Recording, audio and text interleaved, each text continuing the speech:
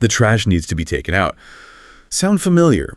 Maybe you've heard it, or maybe you said it yourself, and then just watched, kind of confused as nothing happened, and you're left feeling, unheard, maybe a bit frustrated, thinking, I just told them what needed doing. On the other side, maybe there's just bewilderment. You just stated a fact. You didn't actually ask me to do anything. Today, we're diving deep into this fascinating and, often perplexing world of different communication styles, understanding how we talk and listen. Our mission, really, in this deep dive is to unpack the common patterns, the surprising nuances in how men and women often tend to communicate. We're going to pull in insights from psychology, sociology, and those really relatable real-world examples, all to help you navigate your conversations a bit more effectively and hopefully with a whole lot more understanding. Let's get into it. For what feels like forever, we've had this catchy phrase floating around. Men are from Mars, women are from Venus. It paints this picture, right? Like two totally separate species, different languages, different customs. But is there really any literal truth to that? I mean, is it biological destiny written in our DNA? Or is something else going on? That phrase, it really captures something people feel, doesn't it? It's a good starting point. Yeah. But the reality is, it's a lot more intricate than that. When you start peeling back the layers, linguists like Deborah Tannen, she's really key in what they call the difference model, offer a really compelling theory. She doesn't see male and female ways of talking as like one being better or worse. Instead, she calls them distinct genderlects, kind of like cultural dialects. And what's really insightful, I think, is Tannen's idea that talking between men and women often works like cross-cultural communication, just like you'd adjust, your expectations if you were talking to someone from another country. You might need to expect different rules, different norms when talking across genders. Her goal isn't about blaming anyone, not pointing fingers. It's more about explaining why these everyday arguments happen and ultimately, helping us understand each other better. Okay, let's unpack this a bit more then. If we're talking different dialects, different cultural ways of speaking, what are the core differences that Tannen and other researchers have actually identified? Where do these styles really split off in our daily lives? Right. So at the heart of it, Tannen points to two main styles: rapport talk and report talk. Imagine women, generally speaking now, often lean towards rapport talk. This is all about building relationships, maintaining them, connection, empathy. It's kind of like weaving this rich, shared experience together. Men, on the other hand, often lean more into report talk. That's more focused on getting factual information across, solving problems, and sometimes, establishing status or, showing expertise. It's about efficiency, getting the facts out. Okay, that immediately brings us right back to that trash example from the start. If a woman says the trash needs to be taken out, often it's meant as a clear but indirect request, a partnership thing. She's thinking, why else would I just say that? It's obvious. Exactly. It's a request for action embedded in an observation. But a man might genuinely hear it as just that, an observation. Yeah. A status update on the trash. Okay, noted. Right. Okay, noted. And then he moves on, totally missing the implied request. Yeah. And this simple mismatch, just from different default settings, leads to that classic frustration, on both sides. Precisely. And this pattern, it stretches across a lot of other areas Tannen talks about. Take status versus support. Men often use conversation, maybe subtly, as a place to build or keep status, to be one up, show competence. Women, often seeing the world more like a network of connections, use language to seek and give support, to build solidarity. Tannen actually shares a personal story about this. When people commented on her and her husband having jobs in different cities, she heard it as sympathy, like, oh, that must be tough, a shared understanding. Okay. Her husband, though, he felt it as criticism, like they were trying to undermine his professional standing. Wow, completely different interpretations. Totally different. And this difference also helps explain why men might be more likely to interrupt.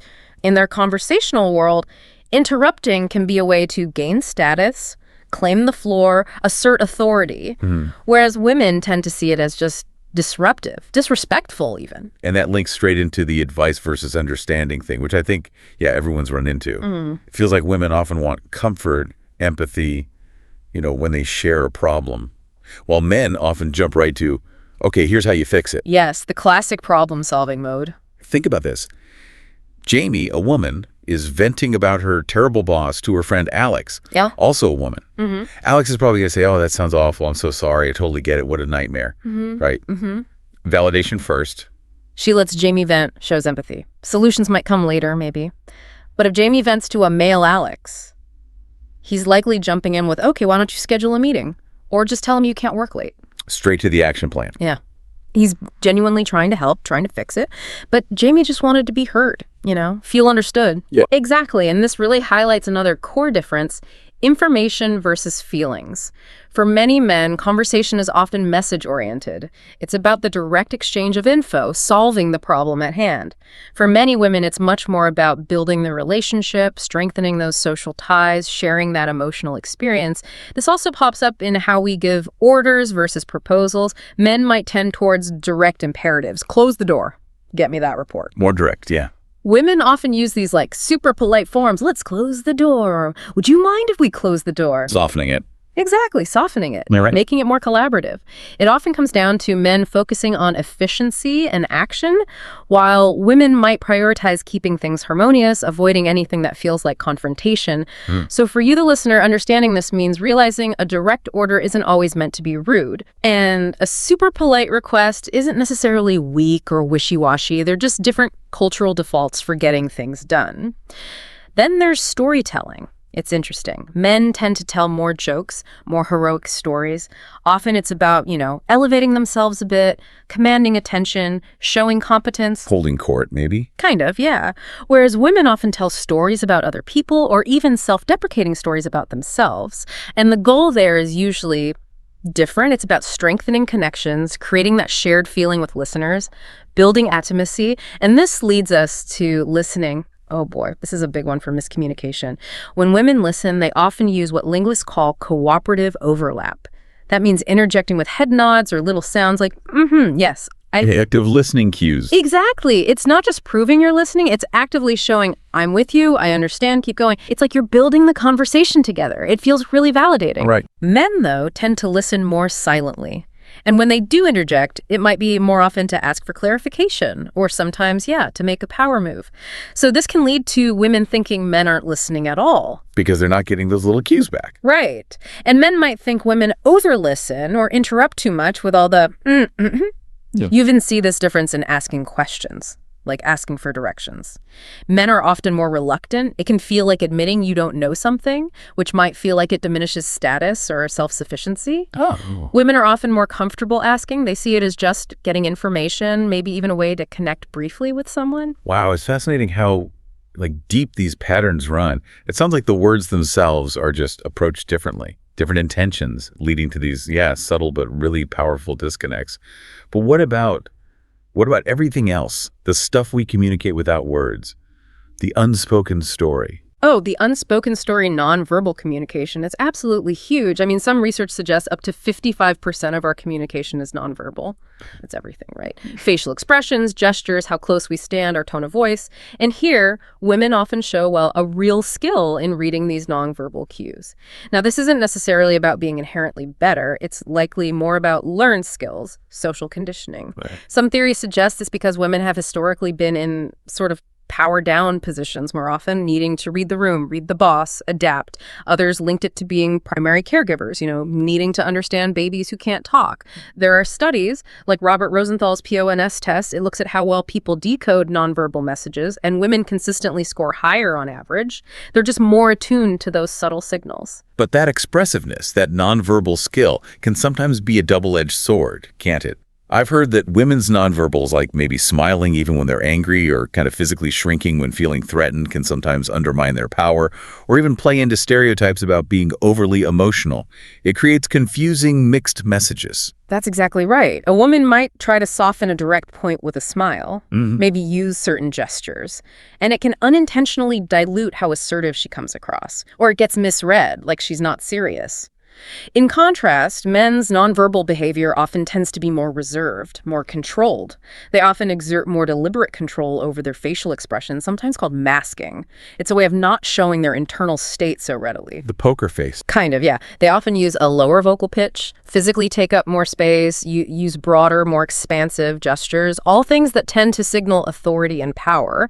Men tend to admire a sort of covert power and control, maybe don't feel the same social pressure or need to constantly lubricate relationships with those affirming nonverbals. It's often about communicating control, status, competence through body language. Okay, so if we pull all this together, the words, the nonverbals, what does it all mean? Are these differences really hardwired?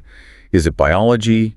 Or is it mostly stuff we learned growing up interacting with the world? Well, big question. Nature versus nurture. And yeah, this is a really hotly debated topic. Lots of research here. Some research does point towards potential biological factors. You hear arguments about hormones, for instance, like maybe higher estrogen links to better language skills, testosterone to spatial abilities, so that's debated too.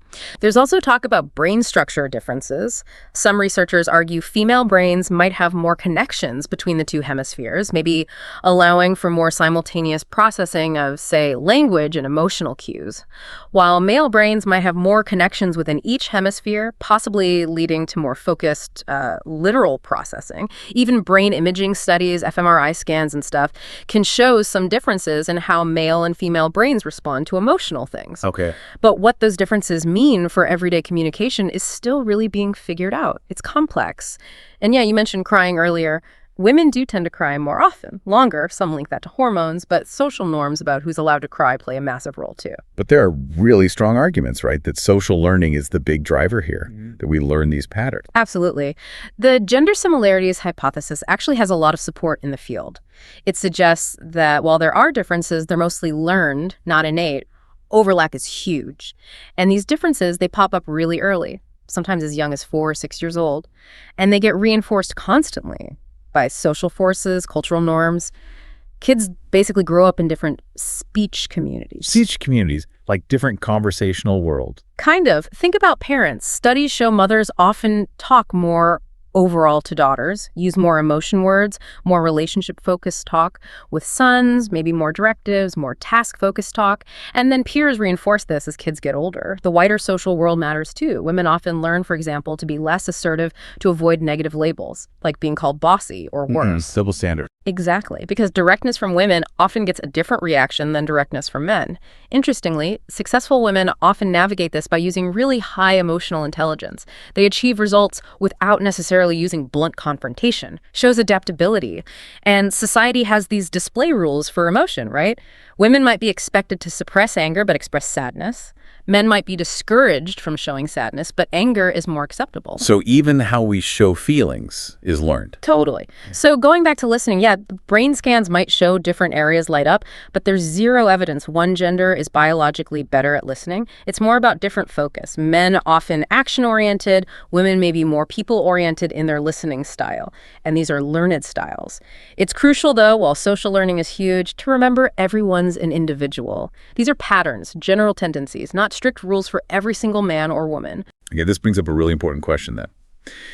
If it's largely learned, if these are patterns we pick up, what can we actually do about it? How can we, bridge these gaps, communicate better, maybe improve our mental and emotional well-being in our relationships by doing so? Understanding these differences, or maybe better put, these learned patterns, that's honestly the first most critical step. Once you see the patterns, you can consciously adapt your own communication and also interpret others with a bit more insight. So, okay, practical stuff. For men communicating with women, really focus on listening actively. That means more than just not talking. It's paraphrasing what she said, asking questions to clarify, consciously trying to relate to the feelings behind the words. Not just the facts. Exactly.